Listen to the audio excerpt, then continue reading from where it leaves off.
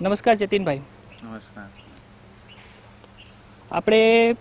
હું તમને એ પૂછવા માંગુ છું કે તમે જે આ દવા છે ઇરિયોફાઇટ સ્મેશ, આનું તમને કેવી રીતે જાણવા મળ્યું કે તમે આ દવા વાપરવાની શરૂઆત કેવી રીતે કરી?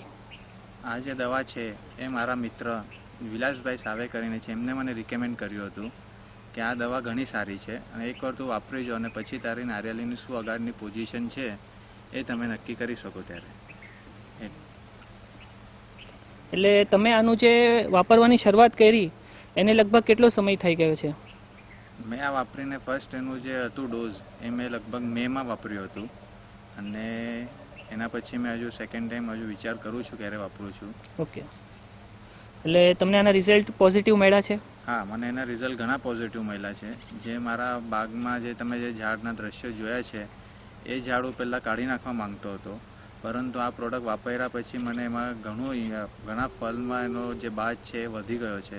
એના પર જે રોગ હતો એ પણ ઘણો ફાયદા ગયો છે અને એ પ્રોડક્ટ મને ઘણી સારી લાગી છે.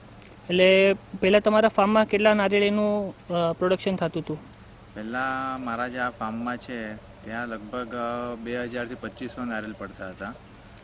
અને હવે આ વાપર્યા પછી તમને આની શું પ્રભાવ મળ્યો છે? અને આ વાપર્યા પછી નિયર અબાઉટ મને એમાંથી 4500 થી 5000ની વચ્ચેની આ ગણતરી બેસી છે. અચ્છા, એટલે હવે તમે નક્કી આ પ્રોડક્ટને રિપીટ કરવા માંગો છો?